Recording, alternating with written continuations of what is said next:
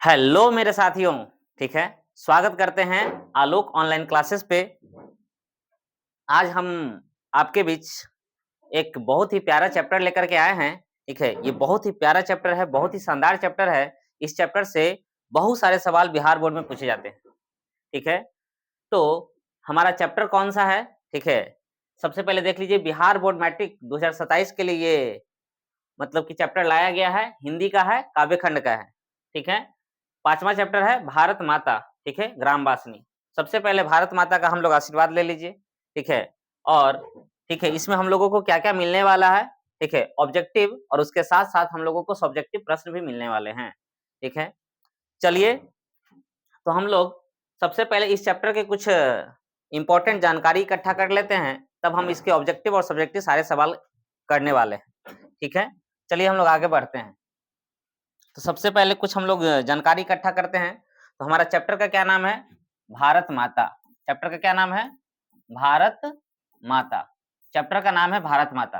तो इस भारत माता कविता के, ठीक है, कवि कौन है? ठीक है, तो इसका एक छोटा-सा ट्रिक हम आपको बताते हैं। भारत माता, तो आपको सोचना है भरत की माता। भारत माता का मतलब क्या सोचना है? भरत की माता, और भरत की माता का नाम याद कर लेना है सुमित्रा, ठीक है? भरत की माता कौन होंगे? सुमित्रा, ठीक है? भरत की माता कौन हो जाएँगे? सुमित्रा, तो उसमें लगा देना है सुमित्रा नंदन पंत। क्या लगा देना है? सुमित्रा नंदन पंत लगा देना है, ठीक है? भरत की माता कौन थे? चैप्टर का नाम है भारत माता, लेकिन हम लोग को सोचना क्या है कि भरत की माता, और भरत की माता कौन है? सुमित्रा, ठीक है? सुमित्रा नंदन पंत हो जाएँगे। कौन हो जाएँगे? सुमित्रा नंदन पंत, ठीक है? इनका जन्म कब हुआ था? तो इनका जन्म हुआ था पूरे-पूरे 1900 ईस्वी में, ठीक है? इनका जन्म कब हुआ था? पूरे-पूरे 1900 ईस्वी को इनका जन्म हुआ था, ठीक है? और अगर आपसे कोई पूछ दे कि इनकी मृत्यु कब हुई थी? तो इनकी मृत्यु हुई थी 29 दिसंबर, ठीक है? 29 दिसंबर को, ठीक है, इनकी मृत्यु हो गई थी, लेकिन कौन से ईस्वी में? तो 1977 ईस्वी को इनका मौत हो गया था, ठीक है? इनकी मृत्यु हो गई थी। देखिए, इनके बारे में एक और दुखद घटना क्या है दोस्तों, ठीक है? कि जब ये जन्म लिए थे, सुमित्रा नंदन पंत जब ये जन्म लिए थे, तो जन्म के मात्र 6 घंटे के बाद दोस्तों, ठीक है, 6 घंटे के बाद इनकी माँ का मृत्यु हो गया था। सोचिए दोस्तों, ठीक है? जिस व्यक्ति की माँ का उसके जन्म के मात्र 6 घंटे बाद मौत हो जाए, वो बच्चा कैसे बड़ा हुआ होगा, कैसे पला-बड़ा होगा, कैसे पढ़ा-लिखा होगा और कैसे जीवन में कामयाब इंसान बना होगा, ठीक है? हम लोग अपनी छोटी-छोटी, ठीक है, मतलब कि असुविधाएँ को इश्यू बना लेते हैं और जीवन में आगे बढ़ना बंद कर देते हैं, ठीक है? सुमित्रा नंदन पंत कैसे इंसान थे कि 6 घंटे बाद इनकी माँ की मृत्यु हो गई थी, और मृत्यु के बावजूद भी ये जीवन में बहुत बड़ा काम किए हैं, और आज हमको इनके बारे में पढ़ने का मौका मिल रहा है, ठीक है? चलिए, तो उसके बाद अब माँ की मृत्यु हो गई थी, लेकिन इनकी माँ का नाम क्या था? इनकी माँ का क्या नाम था? माँ का बहुत प्यारा नाम था सरस्वती देवी। माँ का क्या नाम था? सरस्वती देवी इनकी माँ का नाम था, ठीक है? उसके बाद इनके पिता का क्या नाम था? तो पिता का भी बड़ा ही शानदार नाम है बच्चों, ठीक है? गंगा दत्त पंत। क्या नाम था? गंगा दत्त पंत नाम था, ठीक है? इनके पिताजी का क्या नाम था? गंगा दत्त पंत इनके पिताजी का नाम था दोस्तों, ठीक है? चलिए, ठीक है, और कुछ और छोटा-छोटा और भी जानकारी हम लोग इकट्ठा कर लेते हैं थोड़ा बहुत, ठीक है? उससे पहले हम लोग एक बार रिवीजन कर लेते हैं फिर से कि कवि का क्या नाम था? सुमित्रा नंदन पंत, ठीक है? भरत की माता, चैप्टर का नाम है भारत माता, लेकिन हम लोग सोचेंगे कि भरत की माता कौन थे? तो सुमित्रा थे, इसलिए कवि का नाम हो जाएगा सुमित्रा नंदन पंत। ये छोटा-सा ट्रिक हो जाएगा, जिससे आप कभी नहीं भूलेंगे जीवन में, ठीक है? जन्म इनका हुआ था 1900 ईस्वी को, मृत्यु हुई थी 29 दिसंबर 1977 ईस्वी को। जन्म के 6 घंटे के बाद इनकी माँ का देहांत हो गया था। देखिए, माँ का नाम था सरस्वती देवी और पिता का नाम था गंगादत्त पंत, ठीक है? आगे थोड़ा बहुत हम लोग और भी चीज़ें जानकारी ले लेते हैं, ठीक है? इनकी रचना के बारे में, ठीक है? इनकी रचना के बारे में हम लोग कुछ जानकारियाँ इकट्ठा कर लेते हैं थोड़ा बहुत, ठीक है? कि इनकी रचना कौन-कौन सी है, ठीक है? तो इनकी रचना कौन-कौन सी है, हम लोग थोड़ा-सा जानकारी इकट्ठा कर लेते हैं। तो सबसे पहले तो उच्छ्वास है, सबसे पहले क्या है? ठीक है? उच्छ्वास, ठीक है? एक और इनका रचना है पल्लव, ठीक है? उच्छ्वास, पल्लव, ठीक है? उसके बाद ग्राम्या, ठीक है? इस चैप्टर को ग्राम्या से ही लिया गया है दोस्तों। इस चैप्टर को कहाँ से लिया गया है? तो ग्राम्या से ही लिया गया है। अगर आपसे पूछ दे कि भारत माता कविता कहाँ से लिया गया है? तो ग्राम्या से लिया गया है। भारत माता कविता कहाँ से लिया गया है? तो ग्राम्या से लिया गया है, ठीक है? उसके बाद इनका गुंजन भी रचना है, गुंजन, ठीक है, गुंजन भी इनका रचना है, ठीक है। इसके अलावा और भी रचनाएं हैं, ठीक है। ग्राम्या है, इसके अलावा इनकी रचना है ग्राम्या, ठीक है, ग्राम्या तो हम लोग लिख चुके हैं, ठीक है। ग्रोथ है, ठीक है, ग्रोथ भी इनकी रचना है, ठीक है। और इनको एक पुरस्कार दिया गया था एक रचना पर, उस रचना का नाम है चितंबरा, ठीक है। उस रचना का नाम क्या है? चितंबरा। उस रचना का नाम क्या है? चितंबरा। और इन पर इनको ज्ञानपीठ पुरस्कार मिला था, ठीक है। इस पर इनको एक पुरस्कार दिया गया था, जिस पुरस्कार का नाम है ज्ञानपीठ पुरस्कार। जिस पुरस्कार का नाम क्या है? ज्ञानपीठ पुरस्कार नाम है, ठीक है। इसके अलावा भी और भी इनकी रचनाएं हैं कुछ, ठीक है। कौन सी? एक रचना है युगपथ। एक रचना क्या है? युगपथ, ठीक है। युगपथ इनकी रचना है, ठीक है। युगवाणी भी इनकी रचना है, युगवाणी, ठीक है। युगवाणी भी इनकी क्या है? रचना है। देखिए कौन कौन सा इनकी रचना है। उच्छ्वास, पल्लव, ग्राम्या, गुंजन, ग्रोथ, ठीक है। उच्छ्वास, पल्लव, ग्राम्या, गुंजन, ग्रोथ, चितंबरा, युगपथ, युगवाणी, ठीक है। इनकी रचना हम एक बार फिर से देख लेते हैं। उच्छ्वास, पल्लव, ग्राम्या, ग्रोथ, ठीक है। उसके बाद चितंबरा, युगपथ, युगवाणी, ये सब इनकी रचनाएं हैं। इस भारत माता पाठ को लिया कहां से गया है? तो ग्राम्या से लिया गया है। कहां से लिया गया है? तो ग्राम्या से लिया गया है। और इनको ज्ञानपीठ पुरस्कार कौन पर मिला था? तो चितंबरा पर। चितंबरा पर इनको क्या मिला था? पुरस्कार मिला था, पुरस्कार मिला था। और यह पाठ लिया गया है कहां से? तो ग्राम्या से लिया गया है। कौन सा पाठ? तो भारत माता, ठीक है। अब हम लोग आगे बढ़ते हैं और ऑब्जेक्टिव सवालों पे आते हैं, ठीक है। सारे सवाल आपके बनेंगे। देखिए पहला सवाल क्या है कि भारत माता कविता में भारत का कैसा चित्र कवि द्वारा प्रस्तुत किया गया है। मतलब सवाल क्या है कि भारत माता कविता में, ठीक है, भारत माता का कैसा चित्र प्रस्तुत किया गया है कवि के द्वारा, ठीक है। कैसा चित्र? आदर्श चित्र बिल्कुल नहीं किया गया, आदर्श नहीं, काल्पनिक भी नहीं है, ठीक है। यथार्थ चित्रण हुआ है दोस्तों। कैसा चित्रण हुआ है? तो यथार्थ चित्रण हुआ है, ठीक है। आगे हम लोग दूसरा सवाल पे आते हैं। दूसरा सवाल हमारा क्या है कि भारत माँ के श्रेष्ठ मुख की तुलना कवि ने किससे की है? भारत माँ का जो मुख है यानी कि फेस है, ठीक है, चेहरा है, उसकी तुलना किससे की गई है? भारत माँ का जो फेस है, मुख है, ठीक है, उसका तुलना किससे किया गया है? ठीक है, तो सूर्य से नहीं किया गया है, कंचन से नहीं किया गया है, पुष्प से नहीं किया गया है, तो छाया युक्त चंद्र से किया गया है। किससे किया गया है? तो छाया युक्त चंद्र से किया गया है। भारत माँ के मुख का, फेस का जो तुलना है दोस्तों, ठीक है, वो छाया युक्त चंद्र से किया गया है, ठीक है। आइए हम लोग तीसरा सवाल पे आते हैं। तीसरा सवाल हमारा है कि सुमित्रा नंदन पंत का जन्म कब हुआ था? ठीक है, तो आपको बताया गया है दोस्तों, इनका जन्म पूरे 1900 ईस्वी को हुआ था। इनका जन्म कब हुआ था? पूरे 1900 ईस्वी को इनका जन्म हुआ था। इनकी मृत्यु हुई थी 1977 ईस्वी को, ठीक है। लेकिन डेट कौन सा था? तो 29 दिसंबर था, ठीक है, 29 दिसंबर डेट था। एक और इनके साथ एक घटना घटा था कि 6 घंटे के बाद माँ का क्या हो गया था? ठीक है, माँ की मृत्यु हो गई थी। माँ के जन्म के 6 घंटे के बाद इनकी माँ का क्या हो गया था? देहांत हो गया था। चलिए आगे बढ़िए दोस्तों, ठीक है। सफल आज उसका तप संयम, पीला अहिंसा, स्तन, ठीक है, शुद्धोत्तम प्रस्तुत पंक्ति किस कविता की है? ठीक है, तो कौन सी कविता की हो जाएगी दोस्तों? ये तो आप भी जवाब दे सकते हैं, ठीक है, तो भारत माता हो जाएगा। कौन सा कविता से हो जाएगा? भारत माता हो जाएगा, ठीक है। अगला सवाल क्या कह रहा है कि सुमित्रा नंदन पंत के अनुसार भारत माता किसकी मूर्ति है? ठीक है, सुमित्रा नंदन पंत के अनुसार भारत माँ जो है वो किसकी मूर्ति है? ठीक है, तो उदास माटी की, बिल्कुल राइट आंसर है ए ऑप्शन, ठीक है, उदास माटी की। किसकी है दोस्तों? तो उदास माटी की है। चलिए हम लोग अगला सवाल पे आते हैं। अगला सवाल हमारा क्या है? ठीक है, युगवाणी, ठीक है, किसकी रचना है? युगवाणी किसकी काव्य कृति है? युगवाणी किसकी काव्य कृति है? ठीक है, तो युगवाणी किनकी काव्य कृति है?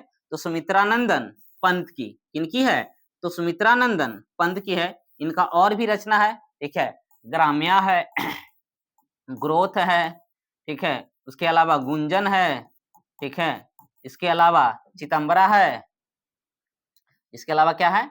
चितंबरा, इसके अलावा क्या है? गुंजन हो गया दोस्तों, ठीक है, चितंबरा हो गया, चितंबरा से इनको ज्ञानपीठ पुरस्कार मिला है, ठीक है। उसके बाद ग्राम्या से यह पाठ को लिया गया है, ठीक है। उसके अलावा युगवाणी है, ठीक है, और युगपथ है। क्या है? युगपथ। ये सब इनकी रचनाएं हैं दोस्तों, ठीक है। आगे बढ़िए 7वां नंबर सवाल पे। 7वां नंबर सवाल क्या कह रहा है? सुमित्रा नंदन पंत को मानव सौंदर्य ने किस ओर आकृष्ट किया था, ठीक है। तो इनको मानव सौंदर्य ने जो आकृष्ट किया था समाज की ओर, किस ओर आकृष्ट किया था? तो समाजवाद की ओर। किस ओर? तो समाजवाद की ओर। ये आपका फाइनल आंसर हो जाएगा। अगला सवाल 8वां नंबर सवाल। कवि सुमित्रा नंदन पंत के अनुसार भारत माता की कितनी संतानें दरिद्रता और अभाव से ग्रसित है? यानी कि भारत माता के कितने संतान है जो गरीब हैं और आधा पेट खा करके ही रह रहे हैं और आधा कपड़ा ही पहन करके रह रहे हैं। समझ गए ना? वो कितने कितने लोग हैं, ठीक है। तो इसका आंसर हो जाएगा 30 करोड़ लोग हैं जो अर्ध पेट हैं और अर्ध तन कपड़ा पहने हुए हैं, यानी कि आधा ही कपड़ा पहने हुए हैं, ठीक है। आगे बढ़िए। युगपथ किस कवि की रचना है? तो युगपथ किस कवि की रचना है? तो सुमित्रा नंदन पंत की, ठीक है। युगपथ हो गया, युगवाणी हो गया, ग्राम्या हो गया, ग्रोथ हो गया, ठीक है, चितंबरा हो गया, इसके अलावा उच्छ्वास पल्लव हो गया। ये सब इनकी रचनाएं हैं, ठीक है। आगे बढ़िए दोस्तों। 30 कोटि संतान नग्न तन, यह पंक्ति किस कविता की है? ठीक है, तो भारत माता कविता से लिया गया है इस बात को। आगे बढ़िए। गुंजन किस कवि की रचना है?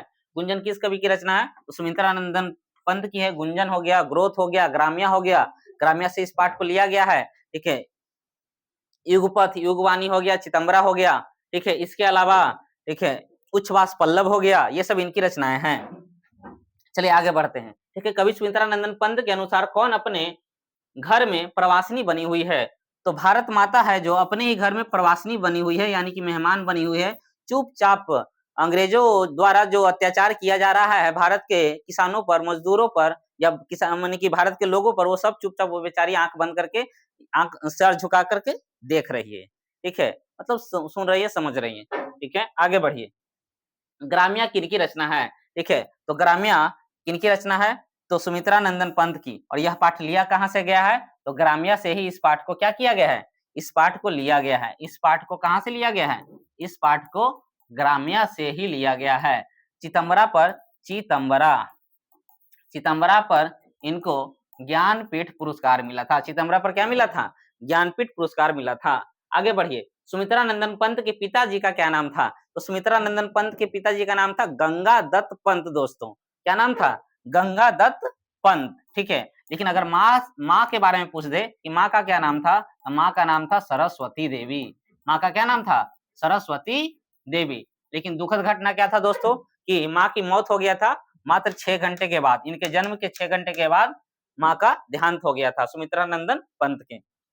आगे बढ़िए। किस कृति पर सुमित्रा नंदन पंत को भारतीय ज्ञानपीठ पुरस्कार मिला था? ठीक है, तो अभी अभी बताया है कि चितंबरा पर इनको भारतीय ज्ञानपीठ पुरस्कार मिला है और ग्राम्या से इस पाठ को क्या किया गया है? ठीक है, ग्राम्या से इस पाठ को लिया गया है दोस्तों। ग्राम्या से इस पाठ को क्या किया गया है? लिया गया है। आगे बढ़िए। सुमित्रा नंदन पंत किस वाद के कवि हैं? सुमित्रा नंदन पंत जो है किस वाद के कवि हैं? ठीक है, तो आपको याद रखना है दोस्तों, ठीक है, ये छायावाद के कवि हैं। ठीक है, किस वाद के कवि हैं? छायावाद के कवि हैं। सुमित्रा नंदन पंत किस वाद के कवि हैं? तो छायावाद के कवि हैं। आगे बढ़िए। अगला सवाल क्या है? सुमित्रा नंदन पंत की माता का क्या नाम था? तो माता का नाम था सरस्वती देवी, ठीक है। और माता का जन्म के 6 घंटे के बाद क्या हो गया था? ठीक है, सुमित्रा नंदन पंत के 6 घंटे के बाद ही इनकी माता सरस्वती देवी की क्या हो गया था? देहांत हो गया था। और इनके पिताजी का नाम था गंगा दत्त। इनके पिताजी का नाम क्या था? गंगा दत्त पंत, ठीक है। आगे बढ़िए। कवि सुमित्रा नंदन पंत समाजवाद के किस दर्शन की ओर प्रवृत्त हुए थे? ठीक है, तो ये आपको याद रखना है दोस्तों, अरविंद दर्शन की ओर। किस दर्शन की ओर? अरविंद दर्शन की ओर। चलिए आगे बढ़िए। आगे हम लोग का सवाल क्या है? सुमित्रा नंदन पंत का जन्म किस राज्य में हुआ था? ठीक है, तो सुमित्रा नंदन पंत का जन्म हुआ था अल्मोड़ा जिले के कौसानी नगर में। अल्मोड़ा जिले के कौसानी नगर उत्तरांचल में या उत्तराखंड में इनका जन्म हुआ था। कहाँ जन्म हुआ था? उत्तरांचल या उत्तराखंड में इनका जन्म हुआ था। चलिए आगे बढ़ते हैं। अगला सवाल है, भारत माता शीर्षक पाठ के रचनाकार कौन है? ये तो सबसे आसान सवाल है और 2026 में पूछा गया है दोस्तों। ये सबसे आसान सवाल है और 2026 में पूछा गया है, यानी कि इन साल पूछा गया है। ये 2025 का सवाल था, ठीक है। तो भारत माता अभी अभी हम लोग एक ट्रिक बनाए थे कि भारत माता यानी कि भरत की माता कौन है, तो भरत की माता सुमित्रा है। भरत की माता कौन है, सुमित्रा, इसलिए सुमित्रा नंदन पंत हो जाएगा। क्या हो जाएगा, सुमित्रा नंदन पंत। आगे बढ़िए, सुमित्रा नंदन पंत को उनकी किस रचना पर भारतीय ज्ञानपीठ पुरस्कार मिला था, तो इनको चितंबरा पर भारतीय ज्ञानपीठ पुरस्कार मिला था, ठीक है। और ग्राम्या से इस पाठ को क्या किया गया है, इस पाठ को लिया गया है। ग्राम्या से क्या किया गया है, इस पाठ को लिया गया है। आगे बढ़िए, कवि सुमित्रानंदन पंत के अनुसार भारत माता मन क्यों विषादमय है, भारत माता का जो मन है वो क्यों विषादमय है यानी कि दुखी क्यों है, ठीक है। तो युग युग के अंधकार से, मानी कि बहुत दिन से ही भारत में अंधकार छाया हुआ था, ठीक है। 100, 150, 200 वर्ष तक अंग्रेजों ने राज किया था भारत पर, ठीक है। वो हर वो चीजों को, ठीक है, मतलब भारत माता मात्र सर झुका करके देख रहे थे, ठीक है। इस बात का कवि को दुख था और इसलिए यह कविता की रचना किए हैं सुमित्रानंदन पंत ने। चलिए, हमारे पास ऑब्जेक्टिव इतना ही सवाल था जो 2026 तक पूछे गए हैं दोस्तों, ठीक है। सारे लेटेस्ट सवाल आपको लाए गए थे और सभी प्रश्न, ठीक है, रिपीट होते हैं बिहार बोर्ड में और सारे के सारे प्रश्न लड़ सकते हैं आपके एग्जाम में। आगे बढ़िए, अब हमारे पास ऑब्जेक्टिव सवाल है, भारत माता अपने घर में प्रवासिनी क्यों बनी हुई है, यानी कि भारत माता जो है अपने ही घर में प्रवासिनी यानी कि मेहमान क्यों बनी हुई है, कुछ बोल क्यों नहीं रही है, ठीक है, ऐसा सवाल कहा जा रहा है। तो भारत माता अपने ही घर में प्रवासिनी बनी हुई है क्योंकि, ठीक है, इनके सामने भारतीय लोगों पर अंग्रेज अत्याचार कर रहे हैं। अंग्रेज लोग क्या कर रहे हैं, अत्याचार कर रहे हैं और यह चुपचाप देख रही है जैसे कोई प्रवासी या मेहमान किसी दूसरे के घर चुपचाप देखता रहता है, ठीक है। क्या होता है कि उस प्रकार से देख रही है जिस प्रकार से कुछ कोई मेहमान किसी के यहाँ आते हैं और उस घर में मान लिया जाए कि लड़ाई झगड़े हो जाते हैं तो मेहमान कुछ नहीं बोल पाते हैं, उसी प्रकार से भारत माता जो है अंग्रेज लोग इतना ज्यादा अत्याचार कर रहा है उसके बावजूद भी भारत माता कुछ नहीं कर रही है, न ही कुछ बोल रही है, ठीक है, प्रवासिनी बनी हुई है, ठीक है। अगला सवाल हम लोग आते हैं, दूसरा नंबर सवाल, कविता में कवि भारतवासियों का कैसा चित्र खींचता है, ठीक है। तो कवि सुमित्रानंदन पंत के अनुसार भारत के 30 करोड़, कितने करोड़, 30 करोड़ लोग फटे पुराने वस्त्र पहने हैं, आधा पेट भोजन करते हैं, ठीक है, वह शोषित हैं, ठीक है, बिना अस्त्र के मूर्ख और अशिक्षित हैं, वे अंग्रेजों के सामने नतमस्तक हैं और वृक्ष के नीचे निवास करने के लिए मजबूर हैं। सोचिए, भारत के लोग भारत में ही वृक्ष के नीचे रह रहे हैं, घर नहीं बना सकते हैं, ठीक है, और वृक्ष के नीचे ही अपना जीवन यापन कर रहे हैं। सोचिए कितना ठंड लगता होगा, कितना गर्मी लगता होगा, कितना बरसात आता होगा, सारे समस्याओं को सह रहे हैं और भारत माँ चुपचाप इन चीजों को क्या कर रही है, देख रही है और सह रही है, ठीक है। आगे बढ़िए, तीसरा सवाल, भारत माता का हास्य भी राहु ग्रसित क्यों दिखाई पड़ता है, ठीक है। तो भारत माता का हास्य भी राहु ग्रसित दिखाई पड़ता है क्योंकि भारत माता पर उगे भारत माता पर उगे स्वर्ण जैसी फसलें, यानी कि भारत में उगे हुए स्वर्ण जैसी फसलें अंग्रेजों के पैरों तले क्या किया जा रहा है, कुचला जा रहा है दोस्तों, ठीक है। अंग्रेजों के पैरों तले क्या किया जा रहा है, कुचला जा रहा है, माने कि जो सोना जैसा जो फसल है, किसान का सोना जैसा फसल को अंग्रेज लोग क्या कर रहा है, अपने पैरों तले कुचल रहा है, यानी कि उसका वैल्यू नहीं दे रहा है, ठीक है, अपना मन से उसका वैल्यू लगा रहा है। चलिए आगे बढ़िए, आगे है, कवि सुमित्रानंदन पंत की दृष्टि से आज भारत माता का तप संयम क्यों सफल है, इसको लिखना है। अहिंसा रूपी अमृतमय दूध पिलाकर, ठीक है, भारत माता ने लोगों के मन को, भय को, मन के किसको, भय को, अज्ञान को, अंधकार को दूर कर दिया है, यानी कि भारत माता ने दूध पिला पिला करके यहाँ के लोगों का जो भय है, डर है, अंग्रेजों से जो डर था उसको क्या किए हैं, निकाल दिए हैं, ठीक है, और अंधकार को दूर कर दिया है। अहिंसा के माध्यम से लोग अब अन्याय का सामना करने के लिए तत्पर हो गए हैं, इसलिए भारत माता का तप संयम सफल है, यानी कि पहले जैसा अब स्थिति नहीं है दोस्तों, ठीक है। अब क्या है कि भारत माता ने सबको अब दूध पिला पिला करके, ठीक है, क्या किए हैं कि सबके मन में जो भय था, डर था अंग्रेजों से, वो डर को निकाल दिया, अंधकार को दूर कर दिए हैं, ठीक है, और अहिंसा के माध्यम से भारत के लोग अहिंसा के माध्यम से, ठीक है, उसको भारत को आजाद कराने के लिए तैयार हो गए हैं, तत्पर हो गए हैं, ठीक है। आगे सवाल, लास्ट सवाल है हमारा सब्जेक्टिव, ठीक है, तरुतल निवासिनी के माध्यम से कवि सुमित्रानंदन पंत पर क्या कहना चाहते हैं, ठीक है, तरुतल निवासिनी के माध्यम से कवि सुमित्रानंदन पंत क्या कहना चाहते हैं, क्या कहना चाहते हैं दोस्तों, देख लीजिए, ठीक है, कवि सुमित्रानंदन पंत ने भारत माता को तरुतल निवासिनी कहा है। तरुतल निवासिनी कहा है। भारत के 30 करोड़ पुत्रों की दशा, ठीक है, यह है कि वे प्रायः नंगे, ठीक है, अर्ध क्षुधित, शोषित, वस्त्रहीन, ठीक है, और अशिक्षित हैं। यानी कि भारत के लोग आधा कपड़ा पहने हुए हैं, आधा पेट खाना खाते हैं, अशिक्षित हैं, ठीक है, मूर्ख बने हुए हैं, ठीक है। उसके अलावा इसलिए भारत माता मस्तक झुकाए हुए वृक्ष के नीचे खड़ी है। यानी कि भारत माता जो मस्तक है, सिर झुका करके क्या है, ठीक है, माने कि झुकी हुई है, चुपचाप चीजों को सह रही है। ठीक है, यहाँ तक हमारा सवाल सारे के सारे ऑब्जेक्टिव और सारे के सारे सब्जेक्टिव सवाल हो चुके हैं। ठीक है, अब हम लोग मिलेंगे नेक्स्ट वीडियो में। ठीक है, अगर ये वीडियो आपको कैसा लगा, ठीक है, और आप एक बार कमेंट में जरूर बताएं, ठीक है, कि आपके इसमें यहाँ पे 22 ऑब्जेक्टिव थे और 22 में से आपके कितने सवाल, ठीक है, 22 ऑब्जेक्टिव में आपने कितने सवालों का जवाब सही सही दिया होगा। ठीक है, तो 22 में से आपने कितने सवालों का सही सही जवाब दिया था, ठीक है, ये कमेंट में जरूर बताइएगा। हम लोग मिलेंगे नेक्स्ट वीडियो में। ठीक है, अगर आपको कोई किसी भी सब्जेक्ट का स्पेशल वीडियो चाहिए तो कमेंट में जरूर बताइए। ठीक है, हम लोग उस वीडियो को जरूर लेकर के आएंगे। ठीक है, जय हिंद दोस्तों, तब तक के लिए धन्यवाद।